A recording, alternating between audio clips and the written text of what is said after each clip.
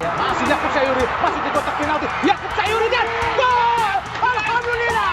Alhamdulillah! Alhamdulillah! Marcelo Ferdinand! Alhamdulillah! Kamu jenak gol balasan. Umpan dari Yakub Sayuri sangat baik sekali. An Arhan special.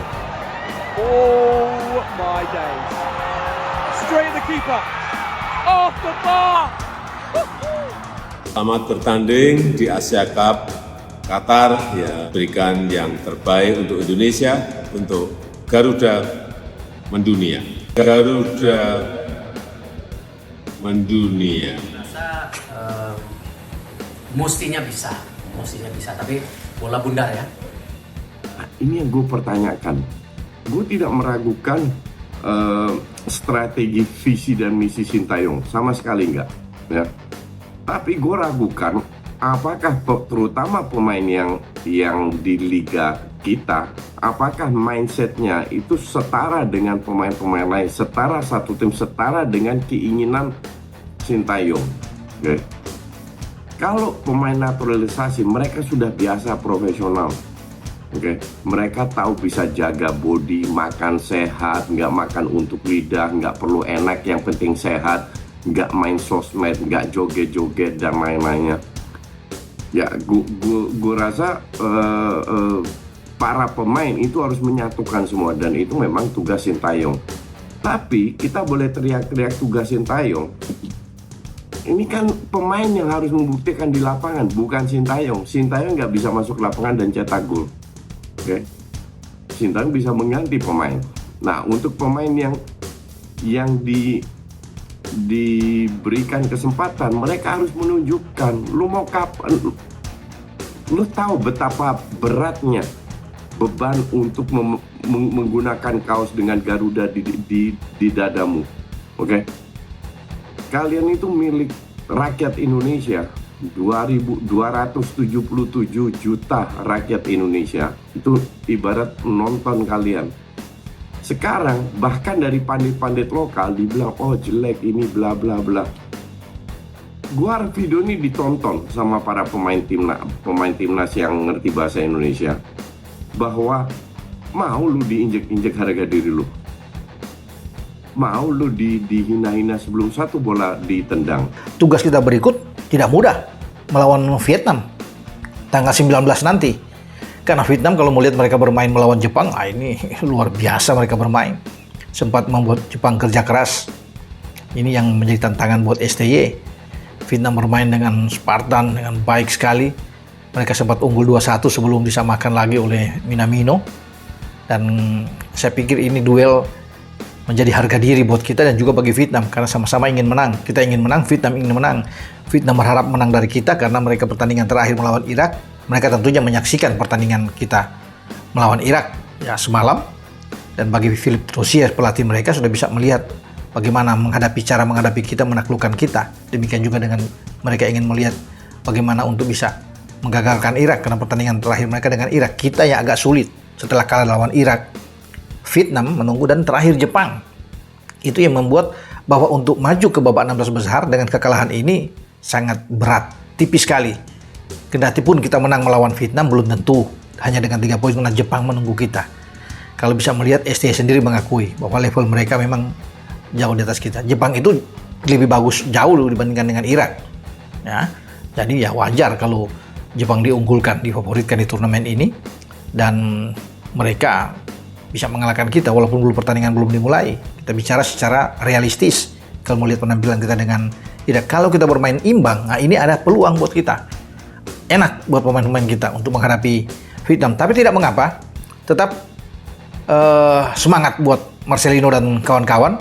Karena kalau kita bisa menang melawan Vietnam, kita tentunya akan berjuang habis-habisan melawan Jepang. Bolehlah Jepang diunggulkan, difavoritkan, tetapi lihatlah bagaimana Vietnam bermain dengan Jepang, memberikan perlawanan. Kita juga masih bisa, tapi harus bisa mengalahkan Vietnam. Sekali lagi, tidak mudah, tidak gampang dengan mengalahkan Vietnam. Jadi yang menarik sebetulnya ini, Tuan Yusuf, waktu kalah Libya 0-4, lihat besok beritanya, alasan atau dalih yang diungkapkan STY bahwa dia belum punya cukup waktu untuk latihan taktik menjelang kalah 0-4 lawan Libya. hanya sehari aja katanya. Karena sebelumnya itu adalah latihan fisik. Pertanyaan saya adalah, STY kenapa Anda ungkapkan alasan atau dalih yang sebetulnya itu kan agenda dia? Latihan, uji coba, TC di Turki itu kan agenda dia yang susun. Kenapa itu dijadikan dalih alasan oleh dia? Begitu kalah 0-4 gitu. Pemain, pelatih khususnya, Iya. juga pengamat, Iya. siapapun, publik, netizen, boleh bersilat lidah, Tom, Iya. mengomentari timnas. Begitu dia hasilnya nggak dapat, mediocre. Sebetulnya kan bukan soal harus kumpulan pemain terbaik. Kita ingat Los Galacticos, Ya, kan di awal-awalnya ngumpulin semua nggak berhasil tuh. ya. Zidane, Beckham semua datang nggak berhasil. Nah itu juga bisa jadi dalih tuh. Oh gitu ya? Oh iya, begitu ada di komen-komen ini kan saya paling demen saya baca komen-komen netizen tuh. Artinya, iya, tapi kadang-kala penonton pendukung sepak bola itu memang maha benar, Tom. Karena kan kepalanya banyak saya bilang. Iya. Pengamat, wasit, pemain, pelatih yang terbaik adalah penonton, Tom. Iya. Jadi kalau saya pada kesimpulan apapun hasilnya sebetulnya STY udah habis. Kita nggak bisa berharap banyak. Tapi kan Karena tadi kita sepakat bisa materi diselamatkan. apapun harus diracik. Media Jepang, Football Zone, ketar-ketir melihat lemparan maut Pratama Arhan di laga Timnas Indonesia vs Irak. Mereka menilai, lemparan Pratama Arhan memiliki kekuatan yang sangat besar dan berpotensi menyulitkan Jepang saat bertemu Timnas Indonesia di matchday ketiga grup D Piala Asia 2023, Rabu tanggal 24 Januari tahun 2024 pukul 18.30 waktu Indonesia Barat. Sekadar diketahui, Pratama Arhan tampil sebagai starter saat Timnas Indonesia menghadapi Irak di matchday pertama grup C Piala Asia 2023, Senin tanggal 15 Januari tahun 2024 pukul 21.30 waktu Indonesia Barat. Mentas sebagai fullback kiri, lemparan maut Pratama Arhan langsung membahayakan gawang Irak di awal babak pertama. Saat itu, lemparan Pratama Arhan membuat bek Irak kesulitan mengawal pemain jangkung Timnas Indonesia seperti Elkan Bagot. Bola memang berhasil dibuang bek Irak, namun siklit bulat menjadi liar. Bola liar yang terbuang keluar kotak penalti Irak kemudian disambut Marcelino Ferdinand dengan sepakan kaki kirinya. Sayangnya, tembakan Marcelino Ferdinand masih membentur mistar gawang Irak. Sejak saat itu, para pemain Irak mencoba menghindari membuang bola di area pertahanan mereka. Sebab, jika itu terjadi, mereka bakal dihadapkan dengan seorang Pratama Arhan. Aksi mantan pemain Tokyo Ferdi Pratama Arhan melemparkan dengan kekuatan besar sangat menarik perhatian. Setelah lemparan itu, Marcelino Ferdinand mengambil bola rebound, namun masih membentur mistar gawang, tulis Football Zone. Dalam pemberitaan yang sama, Football Zone juga mengambil sejumlah komentar netizen Jepang di media sosial. Football Zone menyoroti satu analisis dari netizen yang meminta Jepang mewaspadai lemparan Pratama Arhan. Sebab, 2 gol yang masuk ke gawang Jepang saat bersua Vietnam terjadi lewat bola mati, yakni sepak pojok dan tendangan bebas tidak langsung. Hanya saja, tak ada jaminan Pratama Arhan main di laga Timnas Indonesia vs Jepang. Seiring kembalinya Sain Patinama, peluang ex-pemain Viking FK itu untuk mengisi sisi kiri pertahanan Timnas Indonesia masih lebih besar ketimbang Pratama Arhan. Siapapun pemain yang diturunkan Shin Tae-yong, harapannya dapat memberikan performa maksimal untuk Timnas Indonesia. Berita selanjutnya, Coach Justin Graham dengar YouTuber ini ejek pemain pilihan Shin Tae-yong, beri wejangan ke pemain Timnas Indonesia. 2 YouTuber asal Amerika Serikat yang memandu acara diskusi sepak bola The Give and Go yakni Reynoso dan Soltero tengah menjadi perbincangan para pecinta sepak bola Indonesia. Bukan tanpa alasan, 2 YouTuber itu seolah meremehkan kualitas dan juga meragukan kiprah Timnas Indonesia di ajang Piala Asia 2023 Qatar. Bahkan, Reynoso dan Soltero tak ragu menyebut kalau skuad arahan Shin Tae-yong merupakan salah satu tim terburuk di ajang Piala Asia 2023 Qatar ini. Pada video yang diunggah pada Selasa tanggal 9 Januari tahun 2024 lalu di kanal YouTube The Give and Go, keduanya sepakat kalau Timnas Indonesia merupakan salah satu tim terburuk di Piala Asia 2023 Qatar bersama dengan Hong Kong. Bukan tanpa alasan, menurut mereka hal tersebut berdasarkan ranking FIFA di mana Indonesia berada di peringkat 146 dan juga Hong Kong di peringkat 150. Kira-kira tim itu Indonesia, tim terburuk kedua, seharusnya begitu. setelah Hong Kong karena ranking 150. Dilatih oleh Shin Tae-yong, mereka anak-anak bro, mereka anak-anak kecil, ucap salah satu host. Selain itu mereka juga menyinggung timnas Indonesia yang merupakan tim termuda di ajang Piala Asia kali ini. Bahkan mereka menyinggung kalau timnas Indonesia merupakan sekumpulan anak-anak TikTokers yang bermain bola. Mereka timnas Indonesia adalah tim termuda di Piala Asia 2023 dengan rata-rata usia 24,3 tahun, lebih muda dari kita. Mereka ini masih anak-anak, TikTokers yang bermain untuk tim ini, ujarnya.